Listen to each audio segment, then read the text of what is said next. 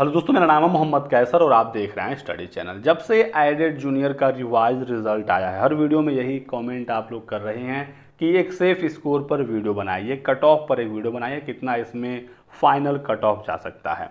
तो इसी पर डिस्कस करेंगे दोस्तों इस वीडियो में, लास्ट तक बने रहिएगा। हालांकि कट ऑफ एक्सपेक्ट करना इस भर्ती का बहुत ही ज़्यादा मुश्किल है।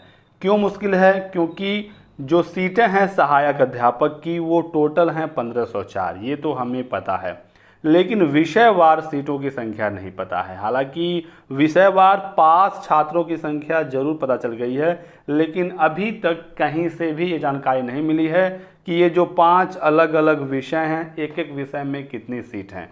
बिना सीट का कट ऑफ बताना या उसका अंदाज़ा लगाना कहीं से भी ठीक नहीं है। फिर भी आप लोगों के रिक्वेस्ट पर मैं ये वीडियो बना रहा हूँ, कोशिश करूँगा कि एक सेफ स्कोर तक पहुंचा जाए इस वीडियो के लास्ट तक। अब टोटल 1504 सीट हैं। छात्र जो पास हुए हैं कुल वो 42,066 हुए हैं। ये ऐसे छात्र हैं जो 60% और 65% पर पास हुए हैं। अब इसके बाद फाइनल मेरिट बनेगी जिसमें 40% एकेडमिक होगा और 60% जो एग्ज़ाम आपने दिया है उसका नंबर जोड़ा जाएगा। तो इस हिसाब से इसकी फाइनल मेरिट बनती है। तो रिज़ल्ट आ गया है, अब जल्द ही ये रिज़ल्ट भेज दिया जाएगा पीएनपी के द्वारा निदेशालय को। निदेशालय द्वारा जियो जारी होगा, उम्मीद है अगले माह इसका जियो जारी हो जाएगा। उसके बाद जो पास छात्र हैं उनसे फिर से आवेदन लिए जाएंगे जिसमें आप अपने ज़िला का प्रेफरेंस भरेंगे और अपने और भी जो डिटेल्स हैं वो भरेंगे। फिर जिला आवंटन होगा और आपके ज़िले में आपके डॉक्यूमेंट का वेरिफिकेशन होगा।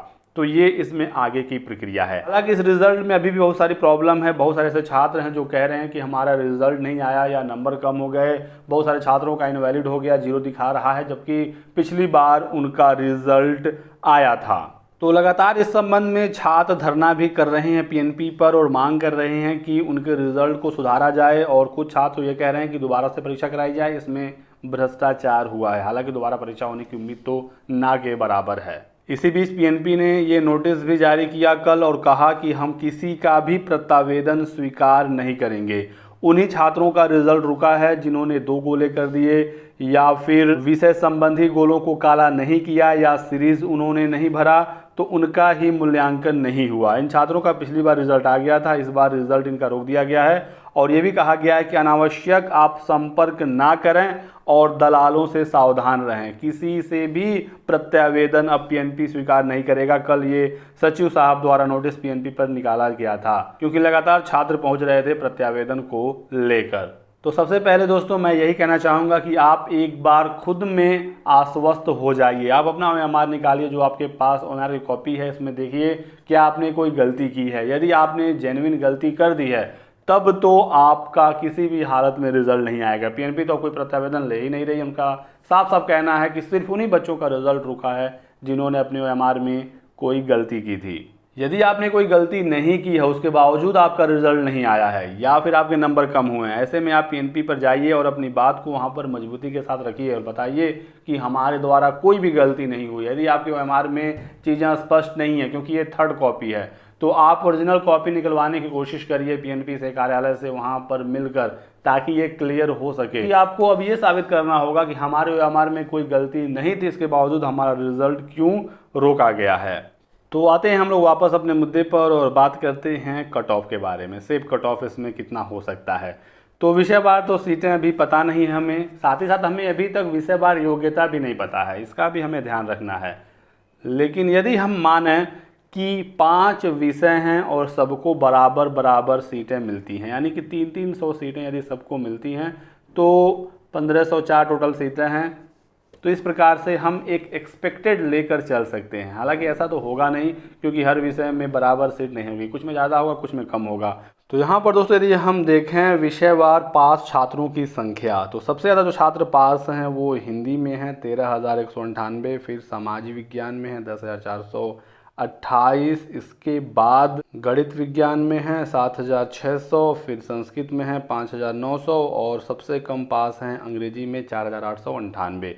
और जो पदों की संख्या की बात है तो इसमें ज़्यादा जो सीटें होने की उम्मीद है गणित विज्ञान में सबसे ज़्यादा हो सकती हैं, उसके बाद फिर हिंदी और सामाजिक विज्ञान है। सबसे कम जो कट ऑफ जाने की उम्मीद है वो गणित विज्ञान में ही है। यहाँ पर सीटें भी ठीक रहने वाली हैं और जो पेपर था वो काफ़ी कठिन था, पास छात्रों की संख्या भी बहुत ज़्यादा नहीं है, तो इसका कट ऑफ कम जा सकता है। जो एवरेज कट ऑफ होगा और विषयों का उससे एक आध गुणांक इसमें कम जा सकता है। वहीं पर सबसे ज़्यादा जो कट ऑफ जाने की चांस है वो है संस्कृत। संस्कृत में पदों की संख्या भी कम होने वाली है। हालांकि ये सारी चीज़ें मैं अंदाजे के ही आधार पर बता रहा हूँ। ज़्यादा सीटें गणित विज्ञान, उसके बाद समाज विज्ञान, फिर हिंदी, और कम सीटों की संख्या बारे में बात करें तो अंग्रेजी और संस्कृत। एक चीज़ मैं आपको और बता दूं कि जो छात्र टीजीटी वगैरह में या दूसरी जो भर्तियों में सेलेक्ट हुए हैं वही छात्र यहाँ पर भी स्कोरर हैं। अच्छा, उनका यहाँ पर भी स्कोर बन रहा है, क्योंकि जो अच्छा छात्र है वो बहुत सारी परीक्षाओं में अच्छा नंबर लाता है, वो कहीं और सेलेक्ट हो गए हैं तो इसमें वो सीट छोड़ देंगे। जो टीजीटी में सेलेक्ट हो गया है वो एडेड जूनियर में नहीं ज्वाइन करेगा, वहाँ पर ग्रेड पे ज़्यादा बेहतर है। और बहुत सारे छात्रों का जो रिज़ल्ट रुका हुआ है उसमें 125, 120, 125 वाले भी छात्र हैं, क्योंकि इस समय वही छात्र परेशान हैं जिसका नंबर अच्छा है। क्योंकि अगर किसी कम नंबर वाले छात्र का रिजल्ट रुक गया है तो वो तो वैसे भी टेंशन फ्री है, उसको पता है उसका होना नहीं है, उसका रिजल्ट आता तो भी नहीं हो पाता, तो इस वजह से भी कुछ ना कुछ रिजल्ट पर प्रभाव पड़ेगा। मेरा अनुमान ये है दोस्तों कि यदि 74 आपका स्कोर है, फाइनल गुणांक की मैं बात कर रहा हूँ, 40% एकेडमिक और 60% रिटन एग्ज़ाम का जोड़कर, 74 या इसके ऊपर जितना ज़्यादा होगा आपकी सीट उतनी ही ज़्यादा पक्की होती जाएगी। बहुत लोग 78, 79, 80 या 82 बता रहे हैं, उतना ज़्यादा नहीं जाएगा, क्योंकि एक लिमिटेशन होता है। किसी का गुणांक 31, 32 बहुत होगा तो 33, इसके ऊपर बहुत कम छात्रों का है, और एग्ज़ाम में 115, 118, 120 कुछ का और भी ज़्यादा है, लेकिन जो ज़्यादातर छात्रों का एवरेज मार्क्स है वो इसी के आसपास है। 105, 106 वाले भी छात्र हैं, और पास छात्रों में तो 90 और 97 वाले भी हैं।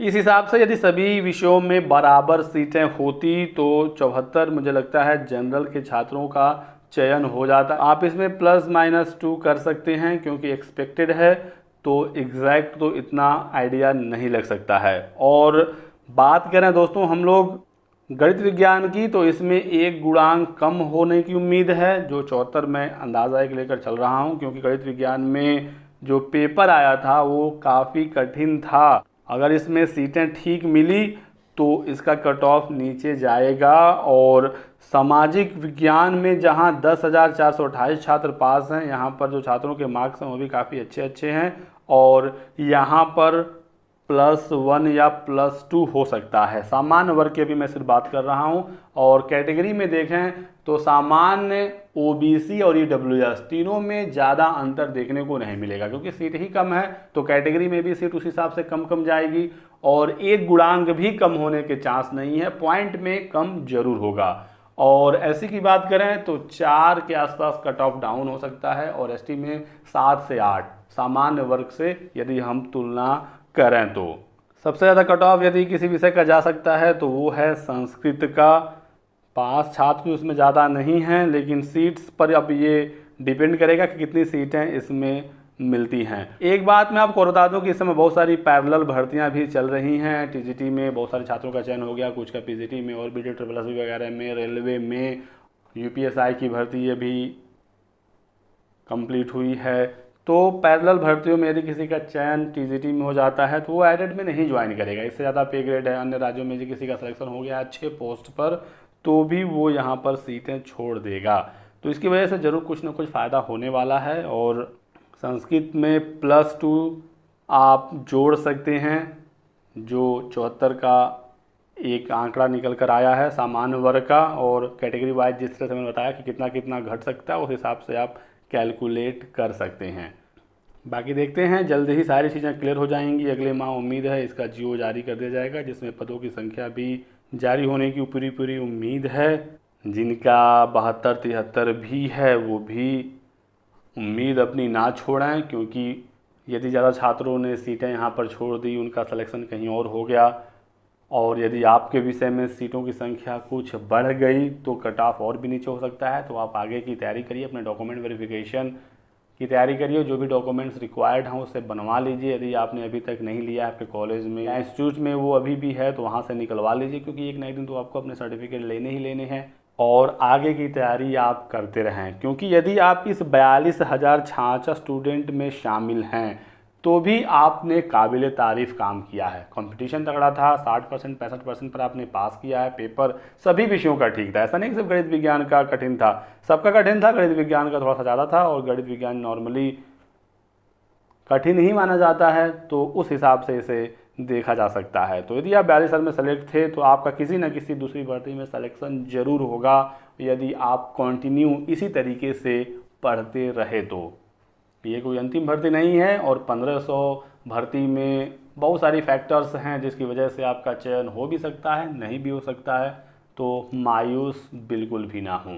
इस वीडियो में बस इतना ही दोस्तों। वीडियो को लाइक और चैनल को सब्सक्राइब जरूर कर दीजिएगा, ताकि आपको इसी प्रकार की सभी लेटेस्ट और ऑथेंटिक इन्फॉर्मेशन मिलती रहे। Thanks for watching.